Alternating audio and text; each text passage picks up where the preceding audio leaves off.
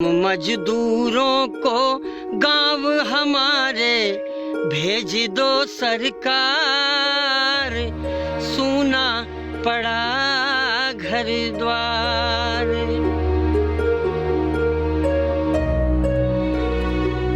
काम करने वाला हूँ, 3 दिन से भूखा फिर रहा हूँ।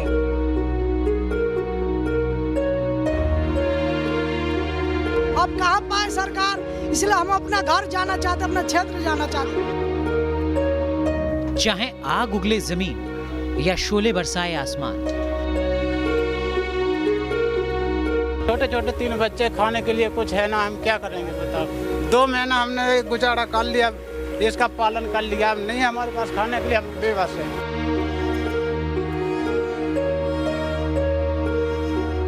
चाहे पैरों में पड़ जाए छाले या बैल बन जाए इंसान। दिल्ली में नहीं मरना, मरेंगे जाके अपने गांव में हम।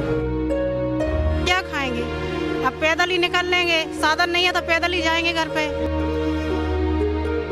चाहे बच्चों को कपड़े के झूले में ढोना पड़े सैकड़ों मील, या फिर बूढ़ी माँ के लिए सवारी बनानी पड़े साइकिल। गर्व के साथ बीवी को जुगाड़ की गाड़ी में खींचना पड़े,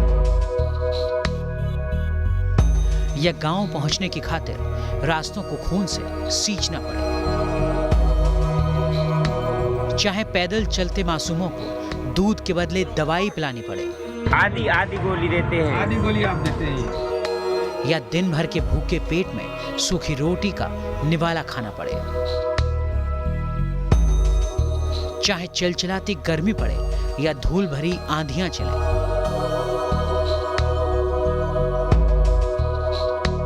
चाहे कोई हाथ ना बढ़ाए, किसी का साथ मिले या ना मिले, माथे पर गठरी, कंधे पर झोला उठाकर चलते जाना है। ये मजदूर है, गरीब मजबूर है, इनको घर जाना है, बस अपने घर जाना है।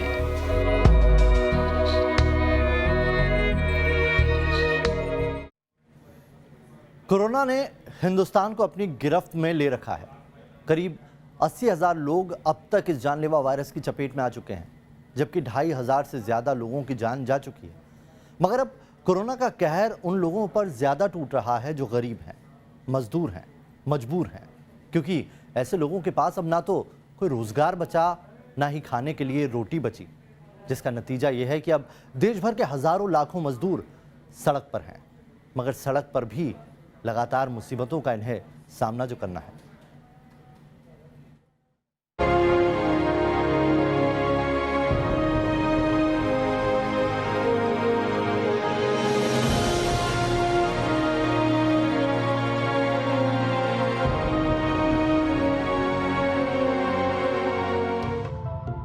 कोरोना से जूझते हिंदुस्तान में पिछले 3 महीने से आपने दर्द से भरी कई तस्वीरें देखी होंगी।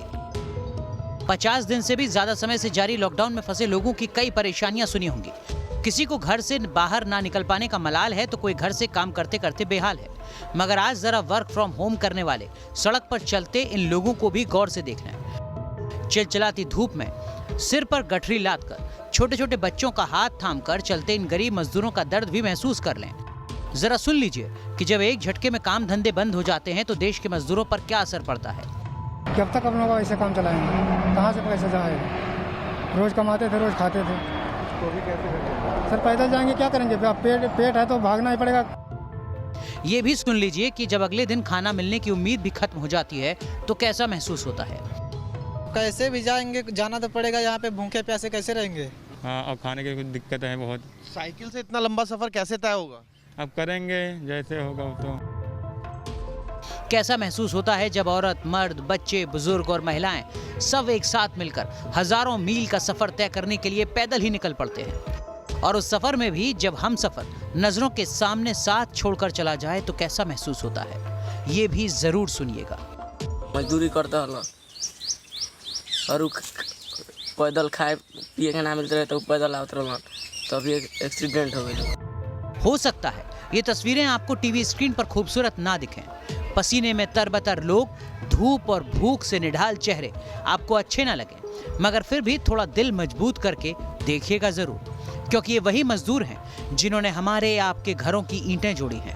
ये वही मजदूर हैं जिन्होंने खुद अपने गांव से आकर हमारे शहरों के चमकते हुए शॉपिंग मॉल और सिनेमा हॉल को खड़ा करने के लिए अपना खून पसीना बहाया है। ये वही मजदूर हैं जिसने कभी कारपेंटर तो कभी प्लम्बर, कभी इलेक्ट्रिशियन तो कभी कोई और हेल्पर बनकर हमारी आपकी रोजमर्रा की जिंदगी में अहम रोल निभाया है। मगर आज ये मजदूर लाचार हैं, बुरी तरह मजबूर हैं। हम कोरोना के डर से सहमे हैं, मगर इन पर भुखमरी का साया है।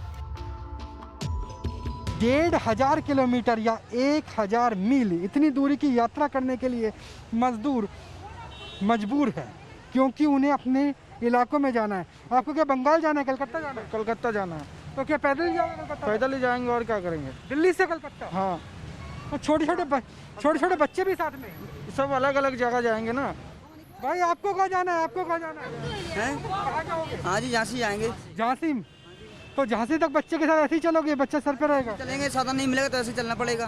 तो यहाँ पे तो पुलिस भी है, दिल्ली पुलिस भी, आपको केले वगैरह भी मिले, किसी ने रोका नहीं, कहा नहीं कि रुक जाओ, इंतजाम करते हैं। कहने के लिए रुक जाओ, पर क्या कहते स्कूल चले जाओ, स्कूल में क्या मिलता है जी। हालांकि पहले और दूसरे लॉकडाउन के दौरान इन मजदूरों को फिर भी जिंदगी की दोबारा पटरी पर लौटने की उम्मीद थी, मगर तीसरे लॉकडाउन के बाद जब इनकी उम्मीद के सारे दरवाजे बंद हो गए, जब 2 रोटी के लिए अपने हाथ फैलाते थक गए, तो इन्होंने अपनी मजबूरी को ही अपना जुनून बना लिया और जिद पकड़कर निकल पड़े सैकड़ों हजारों मील लंबे रास्तों को अपने नंगे पैरों से नापने के लिए। इनमें से कुछ महाराष्ट्र से निकले तो कुछ गुजरात से, कुछ दिल्ली से निकले तो कुछ हरियाणा से, किसी ने राजस्थान से बिहार का रुख किया तो कई पंजाब से यूपी तक पैदल ही निकल पड़े। प्रवासी मजदूरों का दर्द लगातार दिल्ली में बढ़ता जा रहा है। यहाँ पर उत्तर प्रदेश, बिहार के मजदूर बैठे हुए हैं। इनको अपने घर जाना है और घर इसलिए जाना है क्योंकि दिल्ली में इनका रोजगार छिन गया है, खाने के लिए इनके पास खाना नहीं है। इसके अलावा इनकी क्या समस्याएं हैं, ये क्या सोच रहे हैं, यहाँ पर ये बैठ के इनसे बात करते हैं। कहाँ जाना है आपको? हमको इलाहाबाद जाना है। इलाहाबाद जाना है? हाँ। तो आप ITO पे बैठी हैं, कैसे जाएंगी? अब पैदल जा रहे थे और जाने नहीं दे रहे, बॉर्डर नहीं क्रॉस होने दे रहे हैं। ये पुलिस वाले लोग सारे लोग रोक रहे हैं। कैसे हम लोग जाएंगे? छोटे छोटे बच्चे घर में छोड़ रखे, वो भी रो रहे हैं, बोल रहे हैं कब आओ। जब ट्रेन से ऑनलाइन का व्यवस्था किया, हम लोग के पास वैसा सुविधा नहीं है, पैसे नहीं है, तो कैसे जाएंगे? खाने पीने की व्यवस्था है कि नहीं? कुछ नहीं है। इन्हें मालूम है कि ये सफर आसान नहीं है। सैकड़ों किलोमीटर लंबे रास्ते में हजारों दुश्वारियां होंगी, बदलते मौसम के साथ साथ सिस्टम की मार भी झेलनी पड़ेगी। मगर जब जान के लाले पहले ही पड़े हैं, फिर भला इन्हें कौन सा डर रोक सकता था? कम से कम सफर पर निकलते हुए इन्हें ये उम्मीद तो जरूर है कि अगर ये सही सलामत अपनी मंजिल तक पहुंच गए तो कम से कम अपनी मिट्टी, अपनी जमीन और अपने लोगों के बीच जिंदगी इतनी बेबस तो नहीं होगी।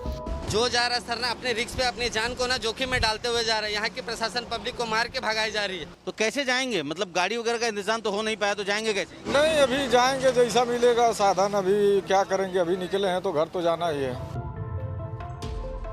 हालांकि सरकार ने गरीबों के लिए स्पेशल राहत पैकेज का ऐलान किया। करीब 8 करोड़ प्रवासी मजदूरों को 2 महीने तक फ्री राशन देने का वादा किया है। प्रति व्यक्ति 5 किलो मुफ्त अनाज और प्रति परिवार 1 किलो चना दाल देने की घोषणा की है।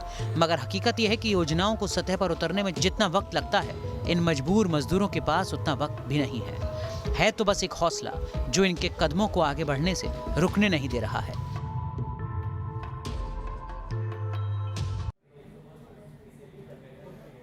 महाराष्ट्र हो या गुजरात, दिल्ली या पंजाब, हर सूबे, हर राज्य से हर दिन सैकड़ों हजारों मजदूर अपने मासूम बच्चों और बुजुर्ग माता पिता के साथ पैदल ही घर की ओर निकल पड़े हैं। हालांकि कई राज्य सरकारें इन्हें घर भेजने के लिए गाड़ियों का इंतजाम कर रही है, मगर हकीकत में ये इंतजाम नाकाफी है।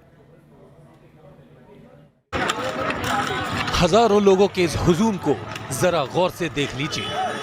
जहां तक निगाह दौड़ाएंगे, लोगों की भीड़ ही नजर आएगी। लॉकडाउन के दौर में सोशल डिस्टेंसिंग जैसे नियमों की धज्जी उड़ाती ये तस्वीरें हैं महाराष्ट्र और मध्य प्रदेश के बॉर्डर बड़वानी की, जहां महाराष्ट्र के अलग अलग इलाकों से पलायन करते हुए बिहार और यूपी के मजदूर पहुंचे तो पुलिस ने नियम के नाम पर उन्हें वहीं रोक दिया। ये वो मजदूर हैं जिनके दिल से कोरोना का खौफ कब का काफूर हो चुका है। इन्हें फिक्र है तो बस अपने गांव, अपनी जमीन तक पहुंचने की, मगर भूखों मरते इन गरीब मजदूरों की जिद के आगे सरकारी सिस्टम रोड़ा बनकर खड़ा हो गया है, जिसके बाद इनके आंसू आक्रोश में बदल गए और फिर हंगामा बरपने लगा। हालांकि महाराष्ट्र सरकार का दावा है कि इन मजदूरों को बसों से एमपी बॉर्डर तक पहुंचाया जा रहा है, मगर हकीकत ये है कि ये इंसान जानवरों से भी बदतर तरीके से बसों और ट्रकों में ठूस कर यहाँ लाए जा रहे हैं। पिछले 3 दिनों से ये मजदूर इन्हीं परेशानी और दूसरी बदइंतजामी के कारण भड़के हुए हैं। यही वजह है कि बड़वानी में बवाल मचा हुआ है। अब जरा मुंबई से आई ये तस्वीरें भी देख लीजिए। सैकड़ों हजारों की ये भीड़ कुर्ला के लोकमान्य तिलक टर्मिनल की है। यहाँ बसों के जरिए इन प्रवासी मजदूरों को पहले स्टेशन तक पहुँचाया जा रहा है और फिर ट्रेन से इनके गांव और शहर तक पहुँचाने के इंतजाम के दावे किए गए हैं, मगर इन दावों की हकीकत क्या है ये इन मजदूरों से ही सुन लीजिए। अभी इसके आगे क्या आगे चेक करके रेलवे में बैठाएंगे, ऐसा कुछ करेंगे, अभी हमको पूरा कंफर्म मालूम नहीं। फॉर्म भर के जा रहे हैं, इसके लिए अच्छा ही है, अभी इसके आगे क्या होता मालूम नहीं है। मुंबई से सटे पुणे का भी कमोवेश कुछ ऐसा ही हाल है। पुणे से भी प्रवासी मजदूरों की लंबी चौड़ी तादाद है जो लॉकडाउन के कारण फैक्ट्रियां बंद होने के बाद अपने अपने घरों का रुख कर रहे हैं। पुलिस प्रशासन बसों के जरिए इनके शहर से निकलने का इंतजाम भी कर रहा है, लेकिन लोगों की तादाद बहुत ज्यादा है और बसों की संख्या बेहद कम। येरोड़ा पुलिस स्टेशन से जो अर्जियां आई थी बाहर जाने के लिए अपने स्टेट में, ऐसे टोटल 188 लोग हैं जिन्होंने अर्जी की थी, उनको हम बाहर भेज रहे हैं। उसमें से 36 लोग जो है, 36 लोग जो है वो पैदल चल के हिंजौड़ी से आए हुए थे, जिनको एक जगह पे रखा गया था परसों। आज उनको हम बस से भेज रहे हैं। टोटल 9 बस में से 188 पैसेंजर्स जा रहे हैं। ये कहाँ जा रहे हैं? और ये छत्तीसगढ़ और मध्य प्रदेश जा रहे हैं। इनको हम अपने महाराष्ट्र की बॉर्डर तक छोड़ रहे हैं। उसके बाद आगे उनकी जो स्टेट गवर्नमेंट है, उनकी जो प्रशासन है, उनको आगे लेके जाने वाला है। महाराष्ट्र में कोरोना के कुछ मामले 26,000 के करीब पहुंच चुके हैं, जबकि सिर्फ मुंबई में 15,700 से ज्यादा कोरोना पॉजिटिव हैं।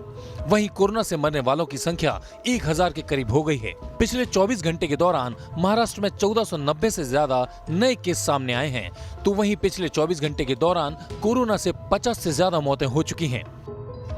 जाहिर है कोरोना को लेकर महाराष्ट्र ने पूरे हिंदुस्तान की चिंता बढ़ा रखी है। ऐसे में महाराष्ट्र से निकलने वाली प्रवासी मजदूरों की इस भीड़ में अगर इक्का दुक्का लोग भी कोरोना पॉजिटिव हुए तो कितने लोगों की मुसीबत बढ़ सकती है। मगर फिलहाल ये प्रवासी मजदूर अपनी मुसीबतों से इतने परेशान हैं, इन्हें सिर्फ और सिर्फ अपने घर पहुंचने की फिक्र है। Team news nation.